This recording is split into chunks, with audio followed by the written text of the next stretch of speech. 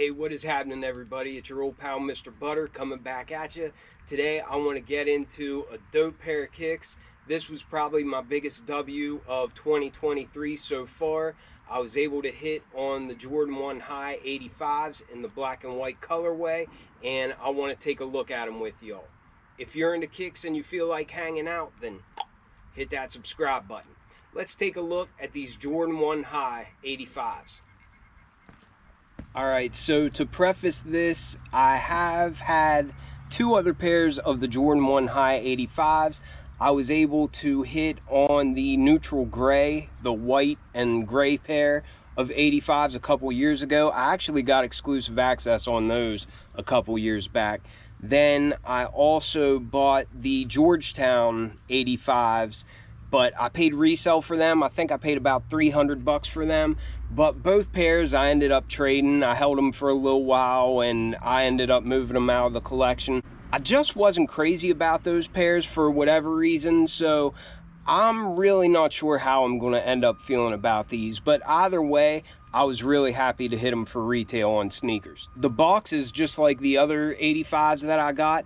It's red with the black Nike branding, a lot like we get for women's Jordan 1 Highs. The tag reads Air Jordan 1 High 85, and the colors are black and Summit white. This is a size 10.5, and retail on these was $200 US.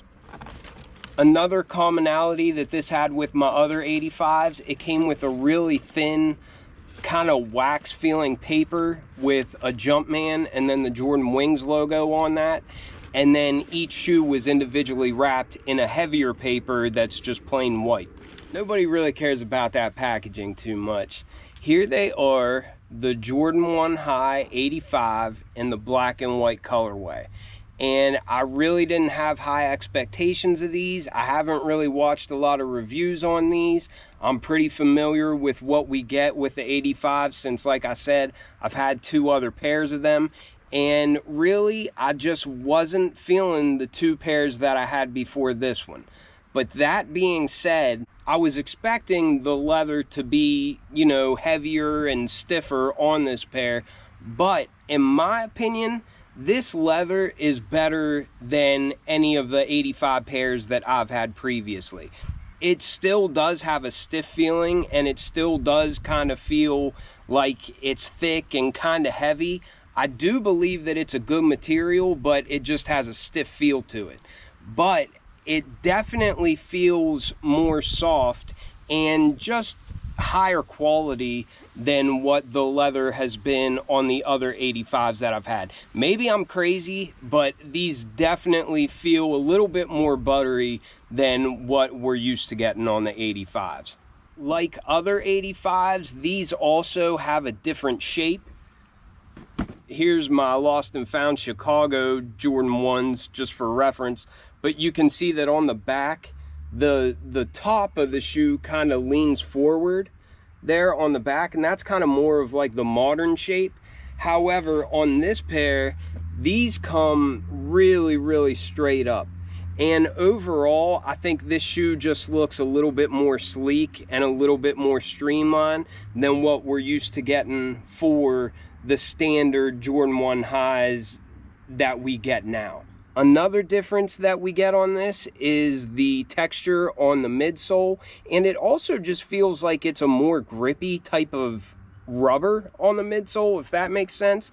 But here you can see the 85 texture, and even the shape of it is a little bit different when compared to the modern texture and the shape of this midsole. I don't know if you can pick that up on camera, but whenever I'm looking at them here in person, the texture is definitely different, and that midsole shape is also different. This one may not be the best to compare it to because this Wings logo is actually very close to what the Wings logo on the 85 is.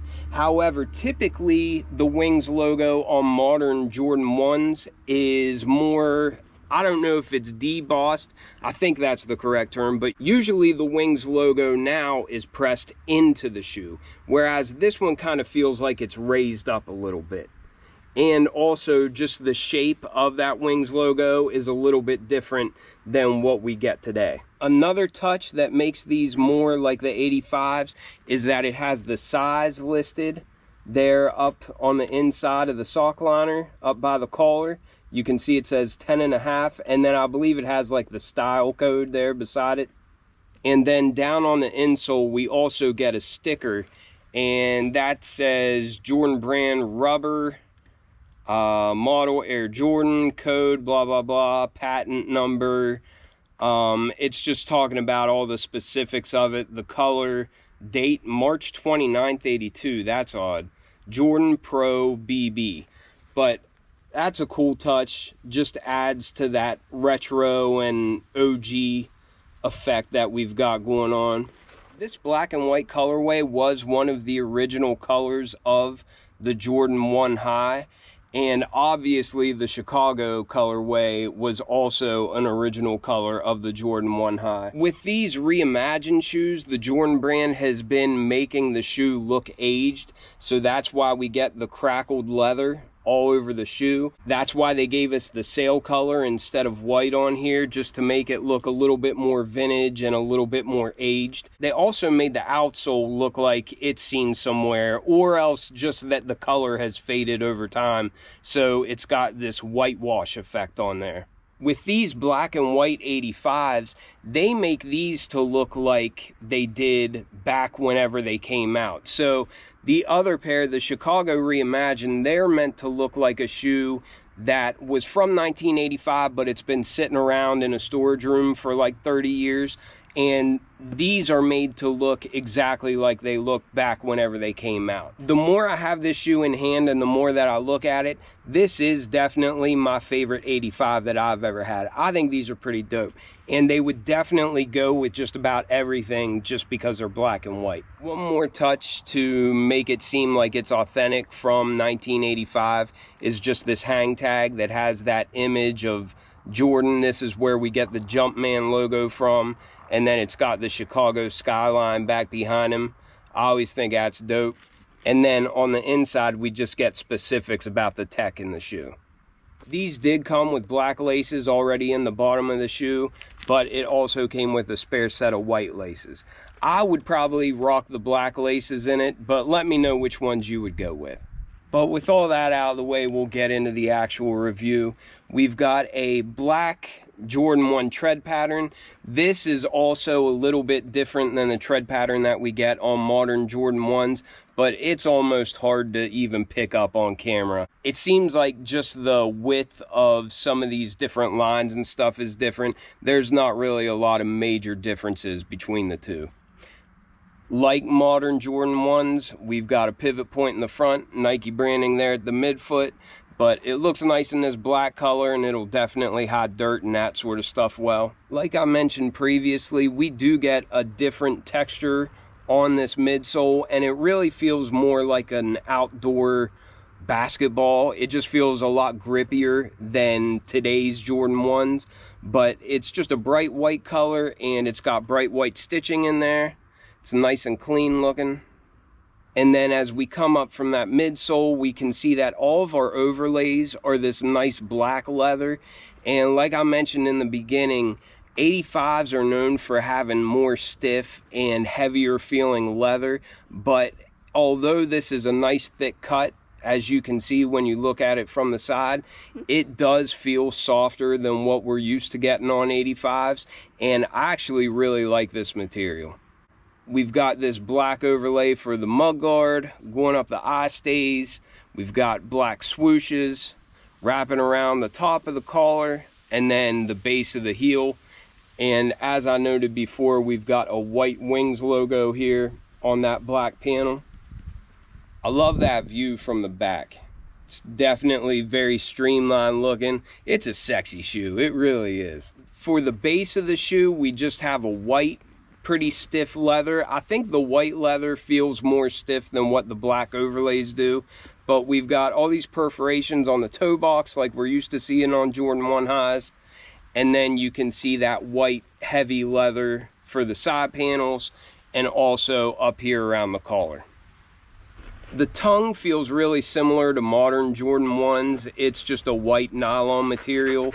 There's really nothing out of the norm there. and it's got white piping going along the edges of it. At the top, it's got a white tag with black Nike Air branding. And like I said before, our sock liner is black, and it's got the size and like the style code printed on there. And then our insole is white with black Nike Air branding, and it's also got that retro looking sticker down on there. This is definitely a dope pair of kicks, and I was really pumped to hit on sneakers for these. I wasn't expecting to get this retail W, but I'll take these unexpected W's any day. I think whether I hold on to these is really going to be dependent on if I hit the Reimagined 3s, because if I'm being honest, I do want the Reimagined 3s more, and I'm not going to spend resale on them. But if I can do a pretty even trade, this pair for that pair, I would probably take the Reimagined 3s. I don't want that to take away from the fact I really think these are dope, but I think that's a fun part of collecting, is kind of getting the valuable stuff and being able to convert it into something that you might not get the retail W for. But let me know what you all think about these. I really appreciate y'all watching, and I'll catch you on the next one. I'm out.